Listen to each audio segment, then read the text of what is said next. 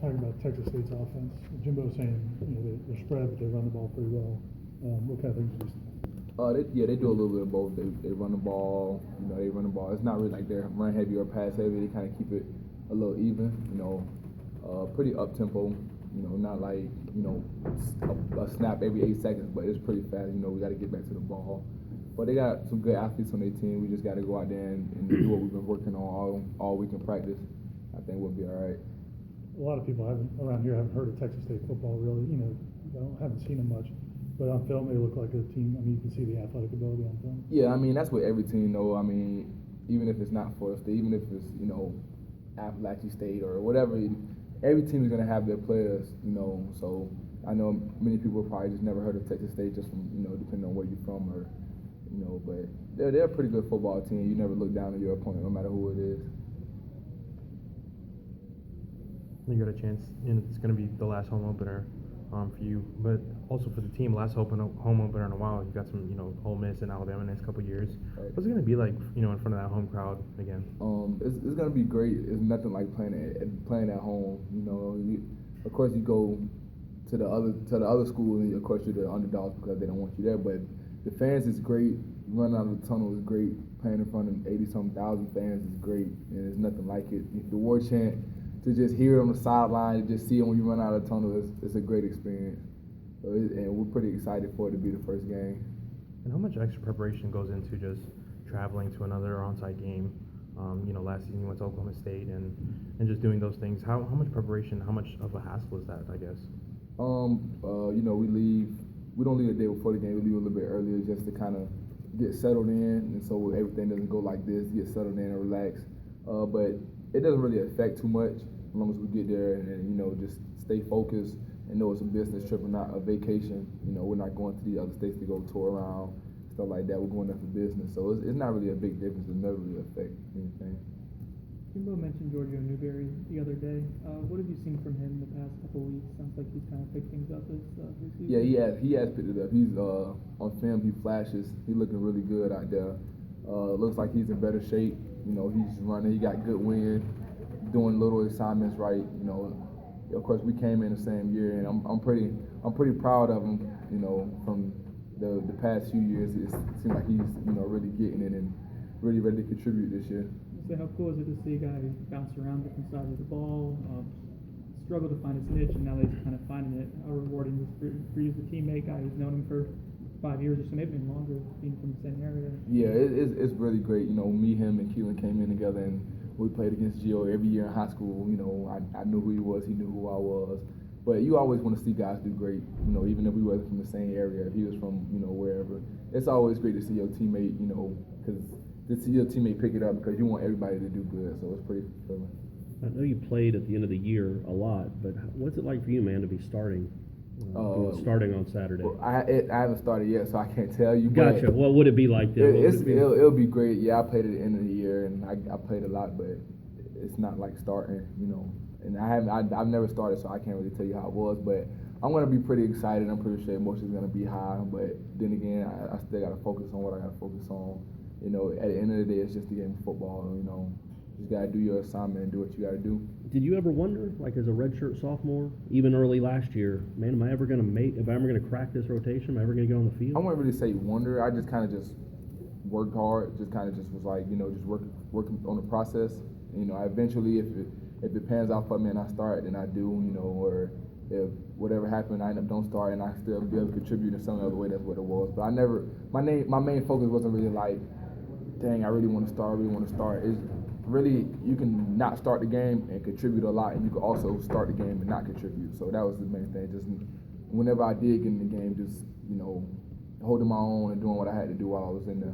Is that easier said than done, though, having that attitude, or have you kind of always had it? I'm sure you've seen teammates in similar spots that maybe didn't handle it as well. Right. I guess it's just personally just how you are. I was just one of those guys who just kind of. I knew nothing wasn't gonna be handed to me, and I was fine with that. I don't have a problem with working. I don't have a problem with working hard or doing what I have to do. But that's just me personally. Every guy is different, depending on how you raised, depending on how you're brought up. It is what it is. Right. However you react to it. Jimbo said that he could kind of see things turning around for you, like in the midway point last season in practice, you started making more plays. Do you remember when you kind of started feeling more comfortable, or when coaches started noticing it? Do you remember when that thing kind of clicked? It wasn't a specific time, but last year it started locking in more and started to make more plays, like you said, and kind of getting the attention of the coaches more. You kind of get like a good job, keep it up. You get that from teammates, and then you kind of like once you like you do your homework, you watch your film, and it all carries onto the field. Take care of what you got to take care of. But it wasn't a specific time where I realized that I was getting better. It was just kind of like a process of how it went. Marcus, you came in with in Jimbo's second year, so you've been around him for a while. Yesterday, he was kind of telling us some of the differences and things that he's learned over the last 5-6 years. Is there any way that you've seen him evolve as a head coach from your day one here to now, and any differences at all? The only way I would say it was different, I didn't have to deal with him as much, not in a bad way, but I was red-shirted. I never had to really get like hand-on coached by him. I was on scout team, so of course I was getting a look for the offense, but our relationship was different in that way.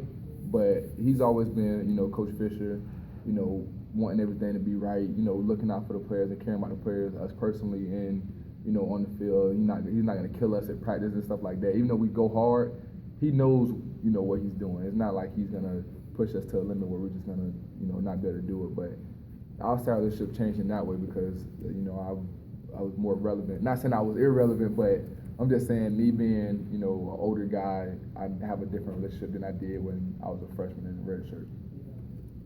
All right. I know Jimbo said that Ryan Green got hurt and he's probably going to have surgery for this season. How depth-wise are you guys at the secondary? Do you still feel like you guys have plenty of guys at every position? Yeah, we still have guys. We're at least too deep at every position.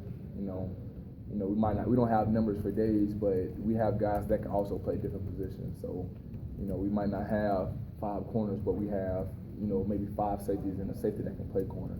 So it's something like that. And these young guys like Derwin and Tavares, I know Tavares has missed a lot of time with injuries, but are those guys at the point where you guys feel like they can be on the field during the game? Yeah, of course Tavares has been hurting a little bit.